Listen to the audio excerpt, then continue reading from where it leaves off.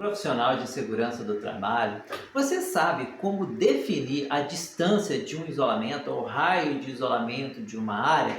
Muitas das vezes eu chego em ambientes operacionais, em indústrias, e vejo que os trabalhadores muitas vezes isolam de maneira errônea o ambiente, ou seja, com pouca distância, né? Ou de uma maneira inapropriada. Então, como definir a distância de um isolamento para uma atividade? Então, esse é o tema desse vídeo que eu quero discutir e compartilhar com vocês. Meu nome é Wesley Silva, especialista em segurança do trabalho, diretor da Inove Consultoria e Treinamentos, palestrante e consultor em SST. Mas vamos lá, vamos discutir o tema.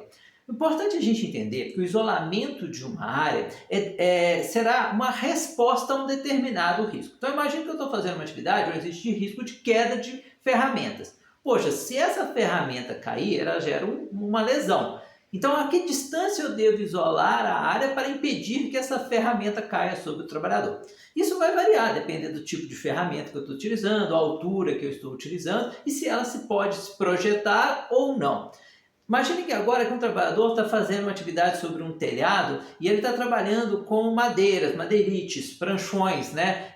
Placas de madeira. Essas placas, ao cair, não necessariamente elas vão cair retas ao solo, elas podem flutuar, porque são placas finas. Então eu tenho que aumentar aqui a distância de isolamento. Então, imaginando que o meu galpão tem uma área de 10 metros, talvez eu precise isolar 15 metros. Ou garantir que essas placas não vão cair através de amarração e outros dispositivos. O trabalhador está trabalhando sobre uma plataforma elevatória, PENT, né, plataforma de trabalhos aéreos, plataforma móvel de trabalhos aéreos. E essa plataforma existe o risco dela tombar devido à inclinação do solo. Existe uma pequena probabilidade. Aí nós temos duas opções. Ou a gente vai estabilizar, impedindo, ou a gente vai fazer o seguinte, a gente vai aumentar o isolamento para garantir a segurança das outras pessoas que estão ao redor. É claro que o ideal é controlar esse risco, uma vez que a gente também terá pessoas sobre a plataforma elevatória. Mas eu entendo que toda plataforma elevatória, a partir do momento que você levanta, ela existe o risco de tombamento. O que vai acontecer é reduzir essa probabilidade,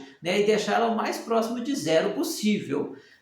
Imagine que eu tenho um içamento de uma carga, eu vou estar içando uma carga com um caminhão guindaste e esse caminhão vai abrir sua lança a 10 metros de altura, essa carga será colocada a uma altura mais alta. E existe o risco de tombamento desse caminhão, sempre vai existir, né, com maior ou menor probabilidade.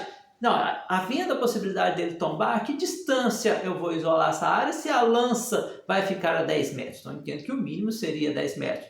O trabalhador está içando um material numa ponte rolante, vamos imaginar uma bombona de ácido, né, de 1000 litros de ácido sulfúrico, e ele precisa içar essa carga a uma altura de 5 metros. Se essa bombona se soltar e cair ao solo, vai estourar e vai projetar ácido sulfúrico. A que distância esse ácido será projetado? Então, considerando aqui talvez uma distância mínima de 12 metros de isolamento. Então, eu quero que vocês entendam com esses exemplos, que a gente pode até discutir melhor no processo de análise de risco, mas que eu vou isolar a área, a distância do isolamento, ela vai depender do risco da operação. Então, eu preciso que o profissional, né, nós precisamos que nós, profissionais de segurança do trabalho, façam um processo de análise bem detalhado e, a partir disso, defina quais são os riscos da operação, quais desses riscos a medida de controle será em isolamento e sinalização, e a partir disso definir a distância desse isolamento. Infelizmente, eu não tenho uma receita de bolo e também não tenho uma previsão legal e norma que vai dizer isole 5 metros, 10 metros, 15 metros. Isso nós não temos.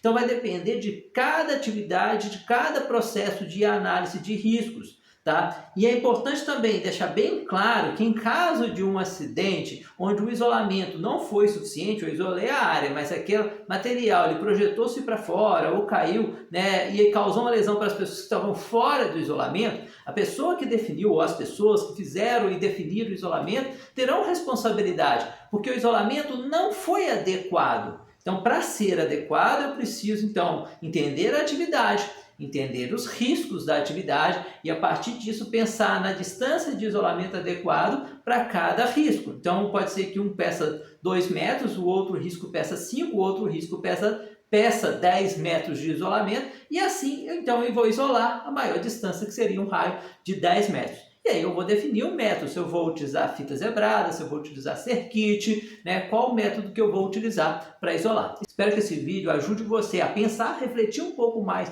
sobre esse item dentro da sua gestão e a partir daqui comece a definir distâncias de isolamento mais padronizadas de acordo com as atividades que você tem no seu ambiente de trabalho, fazendo um processo de análise de risco mais adequado. Aquele abraço e não deixe de se inscrever aqui no nosso canal para receber as nossas atualizações. Aquele abraço!